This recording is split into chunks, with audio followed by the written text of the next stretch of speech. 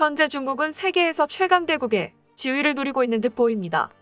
그러나 내부의 분열과 외부의 충격으로 인해 현재 통일된 중국은 2030년 미래에는 흔적도 찾아볼 수 없다는 파격적인 분석이 나왔습니다.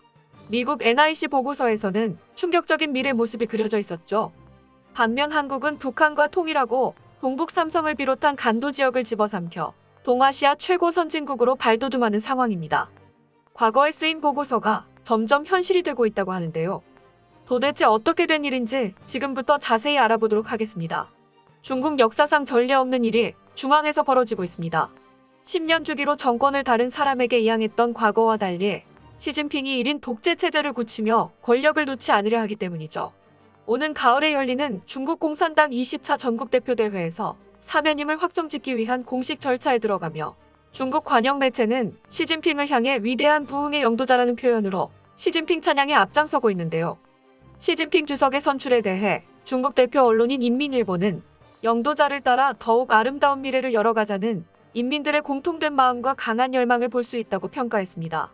시진핑 치세 동안 중국이 놀라운 발전을 거듭했고 그로 인해 중국은 시진핑 체제를 받아들일 준비가 되었다는 뜻이지만 실상은 관영 언론의 찬양과는 달랐습니다. 이제까지 10년 주기로 정권 이양을 통해 중국 공산당의 권력 승계가 이루어졌던 것과 달리 시진핑 단일의 독재 체제가 완성되려고 하면서 내부 주요 인사들이 시진핑에 대해 반기를 들거나 반발 움직임을 보였기 때문이죠. 그뿐만 아니라 코로나로 인한 중국 각 지역 봉쇄, 홍콩과 대만 등 하나의 중국을 인정하지 않으려는 지역의 봉기와 내부 경제 성장 둔화 문제까지 겹치면서 중국은 근 10년 이래 최악의 상황입니다.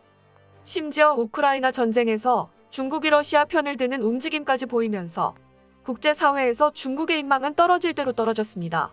유럽은 물론이고 미국 등 국가들은 중국이라면 치를 떨면서 다시는 중국과 상종하지 않겠다고 말할 정도죠. 자연재해까지 겹치며 시진핑의 사면임에는 먹구름이 꼈습니다. 계획처럼 순탄하게 일이 진행되지 않고 있는 가운데 그 외에도 많은 일들이 겹치면서 중국은 삐그덕거리고 있는데요. 최근 이러한 내용을 종합한 미래 보고서가 화제가 되었습니다. 현재 중국에서 벌어지는 움직임을 그대로 예측한 내용이었는데요.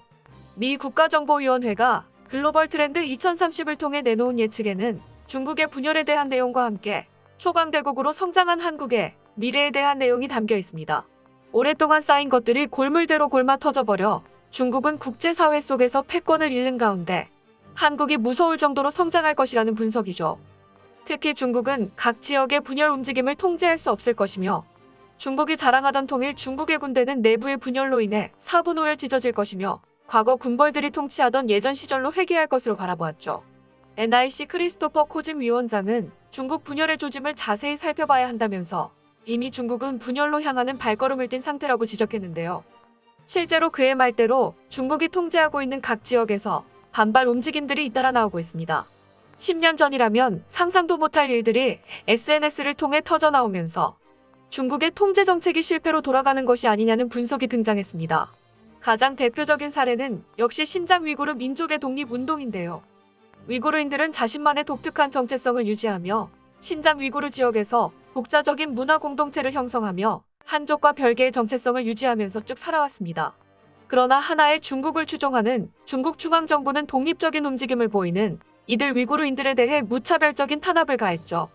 BBC 보도에서 등장한 것처럼 가혹한 노동을 시키는 것은 물론 위구르인들의 문자와 문화를 박탈하고 한족이 쓰는 보통화와 한족 문화를 억지로 위구르인들에게 주입시키려고 했습니다.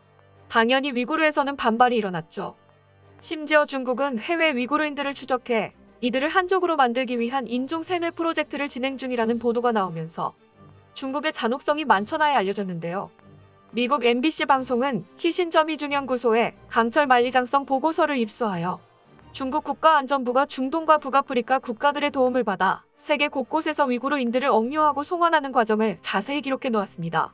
중국은 위구르인이라는 이유만으로 해외에 살고 있는 이들에 대해 지나칠 정도로 압박을 하는 것도 모자라 강제 구금까지 하고 있는 것이죠. 이에 참다 못한 위구르인들은 독립운동 단체를 결성했는데요. 동투르키스탄 독립운동을 결성해 신장 위구르 지역에 거주하는 한인들을 대상으로 폭탄 테러는 물론 독립의지를 해외에 알렸습니다. 이들은 특히 탈레반의 도움을 받았는데요. 지난해 탈레반이 아프간을 점령하면서 세력을 넓히자 중국이 다급하게 탈레반 관계자를 찾아 도움을 주겠다고 한 것도 이들 탈레반이 동투르키스탄 독립운동 단체를 돕지 않게 만들기 위한 작전이었다는 사실이 알려지기도 했죠. 하지만 중국의 일방적이고 고압적인 자세에 질린 위구르인들과 탈레반은 중국에 오히려 반기를 들며 군대를 중국 국경지대에 집결, 중국을 향해 반군을 결성하는 행동을 보이며 중국을 위협했습니다. 위구르인들의 독립의지는 꺾이지 않고 뜨겁게 타오르는 상황인데요. 특히 같은 민족이라고 생각하는 터키가 이들 위구르인들에게 경제적, 군사적 지원까지 약속하는 가운데 중국은 어두운 미래를 맞이할 가능성이 매우 높은 상황입니다. 위구르 바로 아래에 있는 티베트 역시 분열 움직임을 보이는 지역으로 오랫동안 달라이라마를 중심으로 항주 활동을 벌였습니다. 최근 오랜 무장투쟁에 지친 달라이라마가 평화의 제스처를 보이며 통일운동이 잠잠해졌었는데요. 그러나 티베트에 대해 중국이 탄압을 멈추지 않고 인종청소를 하면서 이들에 대한 한족 만들기 프로젝트에 나서면서 티베트인들 역시 다시 중국 정부에 대한 분노에 휩싸였습니다. 베이징 올림픽이 열리던 당시 많은 티베트인들은 현재 티베트가 겪고 있는 현실을 폭로하기 위해 IOC 근처에 밀집하여 중국 정부가 티베트에 저지르고 있는 일을 알렸습니다. 베이징 올림픽을 무사히 치르고자 했던 중국 정부는 이에 반발했고 IOC는 티베트 독립운동 세력을 오히려 비난하면서 허튼 주장이라며 이들의 호소를 무시하는 행동을 보였습니다. 중국 정부는 오히려 티베트인들에게 다른 지역과 달리 보조금을 비롯하여 각종 의료 서비스와 교육 정책을 집행했고 이들 티베트인들은 이 혜택을 온전히 누릴 수 있었다고 주장했죠. 실제로 중국 정부의 말처럼 티베트를 중심으로 학교는 물론이고 의료시설, 기업들이 들어서면서 티베트 경제가 활성화된 것은 사실입니다. 하지만 이는 중국 정부가 의도한 덫이었는데요. 취업을 원하는 티베트 젊은이들에게 티베트 민족의 중심인 티베트 불교를 믿지 말 것을 강권하면서 불교를 믿지 않고 중국 공산당에 가입하는 이들에게 취업의 혜택을 주는 등 민족 분열을 위한 사전 작업에 들어간 것입니다. 향후 1대1로 사업에 있어 중요한 지역을 차지하는 티베트를 온순하게 중국 정부의 뜻에 굴복시키기 위한 작업이었죠. 한족 길들이기를 위한 중국 정부의 기만술에 많은 티베트인들은 사실이 아니라고 주장하며 행동에 나섰죠. 티베트인들도 무력 항쟁 준비에 나서며 본격적인 저항에 나섰습니다. 달라이라마도 과거 자신의 발언을 철회하면서 본격적인 항쟁에 나서는 티베트인들을 축복하는 움직임을 보였습니다. 힘으로도 경제적으로도 티베트인들을 이용하려던 중국은 티베트 총서기를 교체하면서 통제를 강화하려고 했으나 내부의 반발과 외부의 고발이 이어지는 지금 티베트에 대한 강한 통제력을 잃고 있는 것이 현실입니다. 그런데 공고하게 지배하고 있다고 생각한 중국 본토에서조차 시진핑 정권에 대한 불만의 목소리가 높아지면서 중국 정부에 대한 반감이 커지고 있습니다. 가장 결정적인 계기는 상하이 봉쇄였는데요. 사람들을 향해 이해를 구하기보다 강압적인 통제에 들어갔고 격리구역을 지정해 움직이지 못하게 한 것이 드러나면서 중국 정부가 시민들을 향해 한 짓이 그대로 드러났죠. 상하이 시민들은 대자보를 통해 자신들의 억울함을 호소했습니다. SNS를 통해 중국 정부의 행동을 고발하면서 더 이상 참지 못하겠다며 시위에 나서는 등 중국 정부와 별개의 행동을 취하는 이들이 늘었습니다. 베이징에서도 연이어 벌어지는 코로나 확진 소식에 많은 이들이 베이징 탈주는 물론이고 중국 탈주에 나섰습니다. 중국 정부는 이들의 움직임을 막는 것에 주력하면서 SNS를 통해 허위 정보를 나르는 것을 단속했죠. 중국이 자랑하는 황금방패로 외부와 소통하려는 노력을 차단했습니다. 당연히 중국 국민들 역시 고분고분 중국 정부의 통제를 들을 생각이 없었죠. 동북 삼성 지역 역시 마찬가지였습니다. 조선족들을 비롯해 한국인의 후손들이 많이 거주하는 이곳은 조선족 자치구를 형성할 정도로 중국과는 다른 구조를 지닌 지역이었습니다. 이 지역에서도 비슷한 정보 통제 및 이동 통제에 들어가면서 동북 삼성에 거주하는 이들은 중국 정부에 대한 반발에 나섰죠.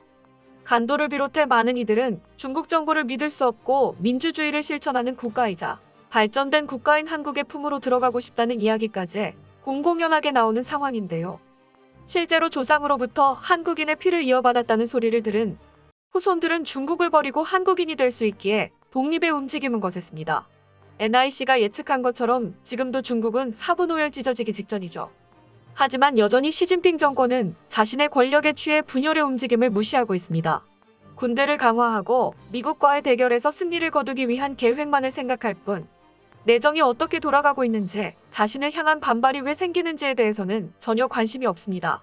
중국 정부는 외부의 적보다 내부의 분열이 더 무서운 것을 깨닫지 못하고 있는데요. 과연 중국은 통일된 하나의 중국이라는 가치관을 끝내 유지할 수 있을까요? 한편 성장을 거듭한 한국은 북한은 물론이고 중국 지역 일부까지 집어삼켜 아시아는 물론 전 세계에서도 최강국으로 거듭나기 일보 직전입니다. 2030년에 아시아는 과연 어떤 모습을 하고 있을지 무척 궁금해집니다. 2030년에 한국이 미국의 뒤를 잇는 선진국으로 발돋움하길 진심으로 기원해보겠습니다. 끝까지 시청해주셔서 감사합니다. 도움이 되셨다면 좋아요를, 다른 이야기도 궁금하시면 구독을 눌러주세요.